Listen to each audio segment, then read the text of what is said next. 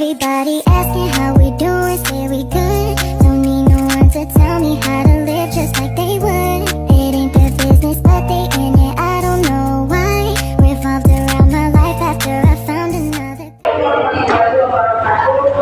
Baiklah, di sini saya akan mempresentasikan hasil presentasi saya yang berjudul Kurikulum Filosofis dan Mekanisme Historis Kurikulum. Kurikulum filosofis adalah teori nilai dalam Undang-Undang Direction of Education. Kurikulum filosofis adalah teori yang digunakan bersama pendidikan sebagai dasar untuk merancang kurikulum. Ini melibatkan penggunaan hasil-hasil filosofis seperti nilai, tujuan, dan metode kurikulum untuk menentukan apa yang harus diajarkan dan bagaimana seharusnya diajarkan.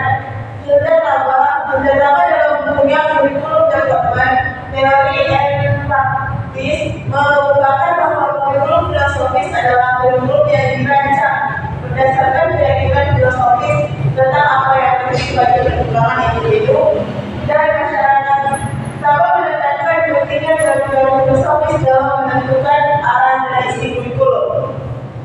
Adapun jenis-jenis filosofis pendidikan dalam kurikulum filosofis yang pertama yaitu idealisme, menekankan pada pengajaran ide-ide yang besar dan abadi seperti kebenaran, keindahan, dan kebaikan. Kurikulum fokus pada nilai literatur klasik.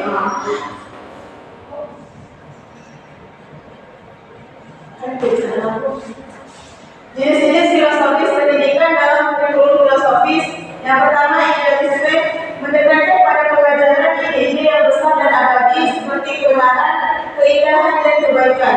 Kurikulum berfokus pada studi literatur, klasik, seni, dan ilmu pengetahuan yang dianggap memiliki nilai intrinsik tinggi. Yang kedua, realisme, menekankan pada realitas objektif dan fakta empiris. Kurikulum berorientasi pada ilmu pengetahuan alam, matematika, dan studi sosial yang bersifat faktual dan observasional. Ketiga, pragmatisme, menekankan pada pengalaman dan percobaan sebagai dasar pembelajaran. Kurikulum bersifat fleksibel dan adaptif, menekankan pada pemecahan masalah nyata dan pengembangan keterampilan praktis. Yang keempat, eksistensialisme, fokus pada pengembangan individualitas dan kebebasan personal. Kurikulum mendukung pembelajaran yang dipersonalisasi dan berusaha memenuhi kebutuhan serta minat unik setiap siswa. Yang kelima, konstruktivisme, menekankan bahwa pengetahuan dibangun melalui pengalaman dan interaksi dengan lingkungan. Kurikulum mendorong pembelajaran aktif di mana siswa terlibat dalam kegiatan yang menuntut mereka untuk berpikir kritis dan memecahkan masalah. Adapun implementasi filosofis dalam kurikulum. Implementasi kurikulum filosofis melibatkan penerjemahan prinsip-prinsip filosofis pendidikan ke dalam praktik pendidikan sehari-hari. Ini melibatkan desain kurikulum, menentukan tujuan pembelajaran, materi pelajaran, dan kegiatan pembelajaran yang sesuai dengan filosofis pendidikan yang diadopsi. Pelatihan guru, melatih guru untuk memahami dan menerapkan prinsip-prinsip filosofis dalam pengajaran mereka. Pengembangan sumber daya, menyediakan sumber daya pendidikan yang mendukung implementasi kurikulum filosofis seperti buku teks, alat bantu pengajaran, dan teknologi pendidikan. Evaluasi dan kriminalisasi, mengukur keberhasilan kurikulum melalui berbagai metode evaluasi dan melakukan revisi sesuai kebutuhan untuk memastikan kurikulum tetap relevan dan efektif. Kurikulum historis. Kurikulum historis adalah pemahaman tentang sejarah perkembangan kurikulum sebagai dasar bagi desain, implementasi, dan evaluasi kurikulum saat ini. Landasan historis kurikulum mencakup berbagai faktor sejarah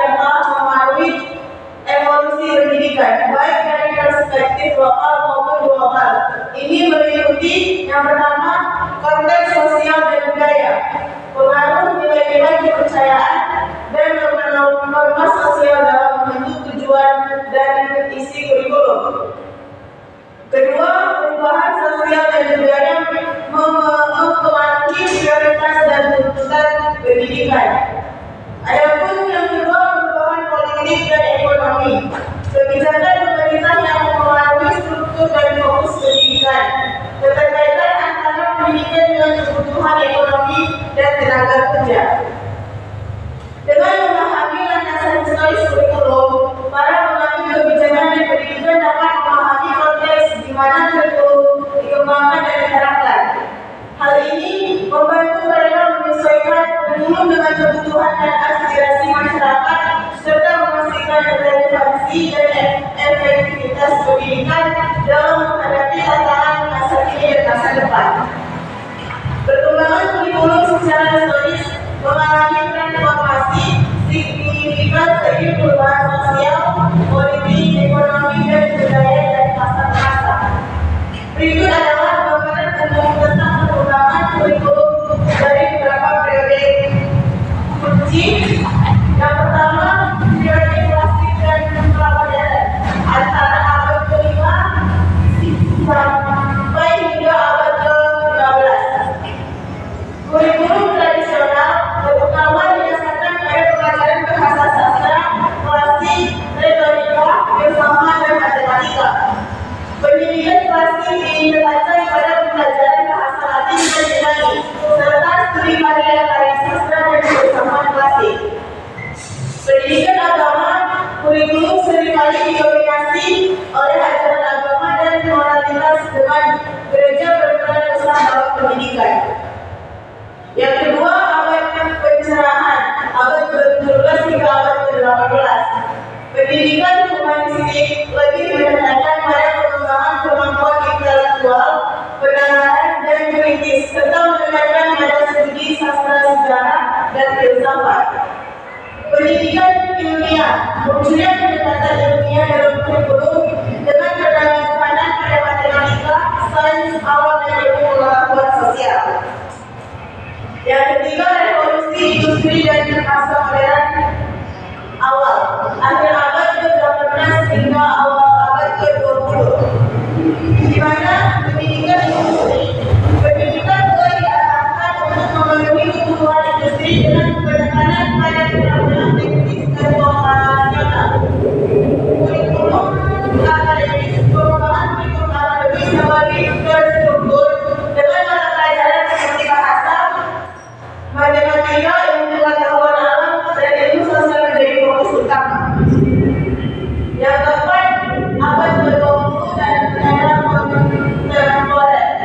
Pendidikan progresif, munculnya gerakan pendidikan progresif yang menekankan pembelajaran aktif, eksplorasi, dan pengalaman. Pendekatan interdisipliner, adopsi pendekatan interdisipliner dalam kurikulum yang mengintegrasikan berbagai disiplin ilmu. Pendidikan kritis dan inklusif, semakin banyak pendekatan pada pengembangan pemikiran kritis, kreativitas, dan inklusivitas dalam pendidikan.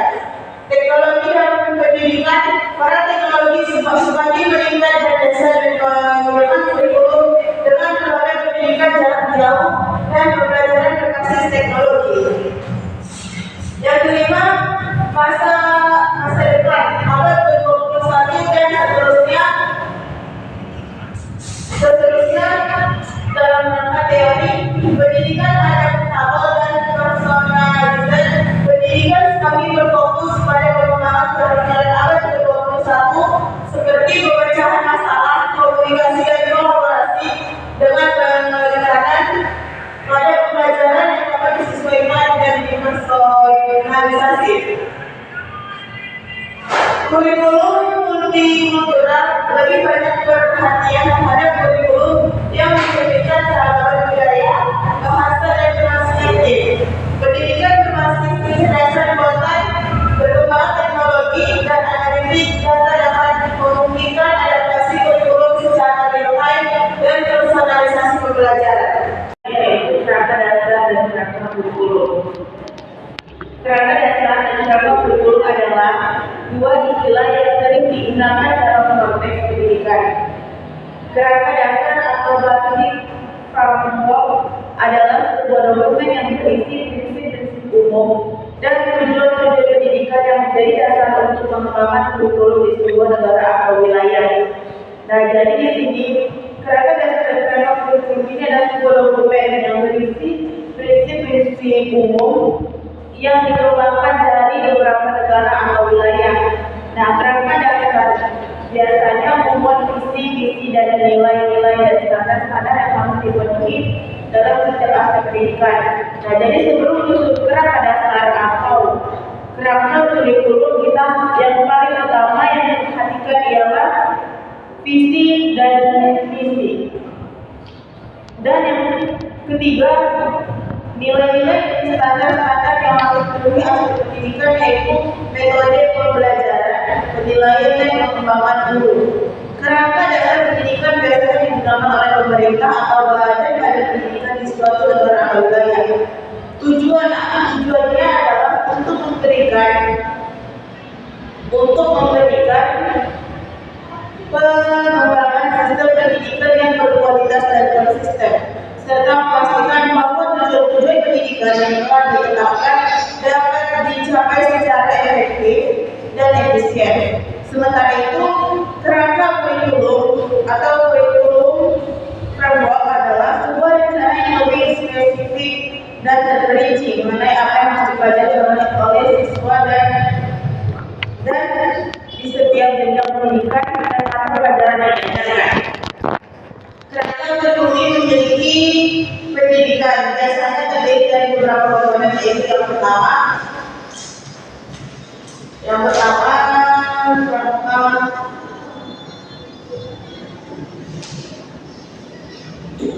kerangka dasar kurikulum.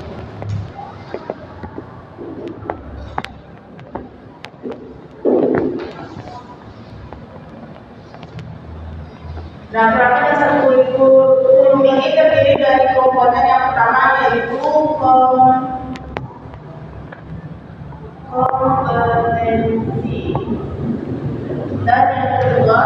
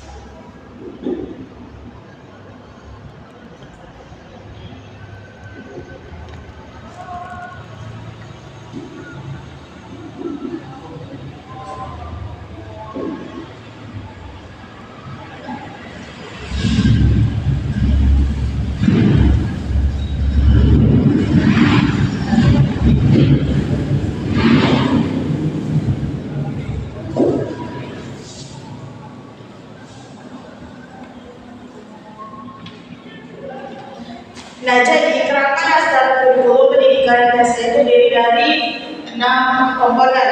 Yang pertama yaitu kompetensi. Yang dimaksud dengan kompetensi, kemampuan yang harus dikuasai oleh setiap siswa pada setiap jenjang pendidikan. Yang kedua, standar pembelajaran, panduan untuk pengembangan materi dan metode pembelajaran serta penilaian dari hasil belajar siswa. Tujuan pembelajaran yaitu hasil belajar yang harus dicapai oleh siswa dalam setiap jenjang pendidikan. Metode pembelajaran yaitu pendekatan atau strategi yang digunakan untuk membantu siswa sebagai mencapai tujuan pembelajaran. Dan yang kelima, penilaian. Yang dimaksud dengan penilaian yaitu alat atau metode yang digunakan untuk mengukur kemajuan dan prestasi belajar siswa. Yang keenam, sumber belajar, bahan atau media pembelajaran yang digunakan dalam proses belajar mengajar. Bahan atau media pembelajaran yang digunakan dalam proses belajar mengajar. Nah, kurikulum pendidikan biasanya dikembangkan oleh pemerintah atau badan-badan pendidikan di suatu negara atau wilayah. Tujuannya untuk memastikan bahwa pelajaran yang diberikan sesuai dengan tujuan pendidikan dan mampu menghasilkan siswa yang memiliki kemampuan dan keterampilan yang dibutuhkan di masa depan. Kerangka kurikulum pendidikan juga berguna sebagai pedoman bagi guru. Kerangka dasar dan kerangka kurikulum saling terkait dan saling mempengaruhi dalam konteks pendidikan. Kerangka dasar menetapkan visi dan misi pendidikan yang harus dicapai. Sementara kerangka kurikulum memperinci bagaimana tujuan tersebut dicapai melalui materi pelajaran, metode pembelajaran, dan penilaian. Kerangka kurikulum sendiri dapat dikembangkan berdasarkan kerangka dasar yang ditetapkan. Nah, di sini ada yang namanya profil